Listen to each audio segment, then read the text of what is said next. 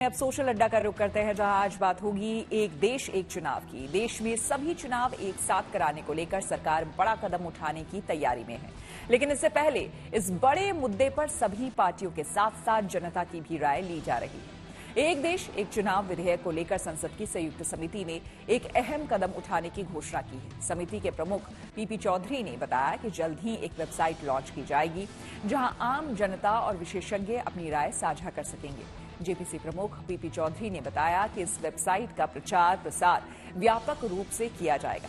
सरकार टीवी और समाचार पत्रों में विज्ञापन के जरिए वेबसाइट का क्यूआर कोड शेयर करेगी, जिससे कि लोग इसे स्कैन करके अपनी राय दर्ज कर सकेंगे। ये कदम एक देश एक चुनाव विधेयक को ज्यादा पारदर्शी और लोकतांत्रिक बनाने के लिए उठाया गया है। 11 मार्च को हुई एक देश एक चुनाव के लिए बनी संयुक्त समिति की चौथी बैठक कानूनी विशेषज्ञों से चर्चा की गई। बैठक में देश के पूर्व मुख्य न्यायाधीश रंजन गोगोई और दिल्ली हाईकोर्ट के पूर्व मुख्य न्यायाधीश राजेंद्र मेनन ने अपने विचार रखे। उन्होंने इस विधेयक के कानूनी, संवैधानिक और संघीय ढांचे से जुड़े पहलुओं को समझाया और समिति के सदस्यों के सवालों के जवाब दिए। सूत्रों के अनुसार संयुक्त समिति की अगली बैठक 17 मार्च को होगी, जिसमें जाने माने कानून विशेषज्ञ हरीश साल्वे और भारत के अटॉर्नी जनरल आर वेंकटरमन शामिल होंगे।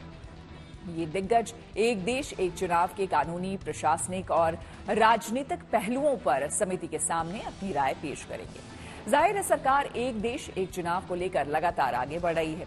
इस मुद्दे पर अब जनता की भी राय ली जाएगी। ऐसे में हमने इस विषय पर कुछ लोगों से बात की और उनकी राय जानी। वन नेशन वन इलेक्शन पर अब जेपीसी कह रही है कि हम एक वेबसाइट बनाएंगे और सीधे जनता से पूछेंगे कि आप क्या चाहते हो। देखिए, जो वन नेशनल और वन इलेक्शंस है ना, एक बहुत बड़ी अचीवमेंट्स है, क्योंकि बार बार इलेक्शन में हर स्टेट का टाइम खराब होता है, हर आदमी भी एक दूसरे के जाता है, तो ये सारा कुछ है। एक पैसे का भी एक पूरा पर्टिकुलर्स आ जाता है, तो उससे क्या है कि छुट्टियों का भी एक साथ ही हो गया। तो ये अलग नहीं, आज वहाँ छुट्टी है तो एक महीने का पैसा है, उल्टा सीधा गवर्नमेंट काम नहीं हो पाते थे। तो ये चीज़ के लिए जो भी कर रहे हैं, एक प्राइम मिनिस्टर को लिए पूरा क्रेडिट जाता है अब, और होना भी चाहिए। देखिए, वन नेशन वन इलेक्शन पहले तो था ही ना, बस पहले तो था ही, लेकिन वन नेशन वन इलेक्शन के लिए कुछ टेक्निकली प्रॉब्लम आने लगा। वो क्या था कि हमारे देश का जो फिजिकल इंफ्रास्ट्रक्चर है वो डिफरेंट है। कहीं बारिश है तो कहीं बाढ़ है, तो कहीं आंधी है, कहीं तूफान है। तो मैं समझता हूँ कि इसमें वन नेशन वन इलेक्शन करवाना तो हमारे देश में अभी उसके लिए कम से कम 10 साल 15 साल का वक्त लगेगा।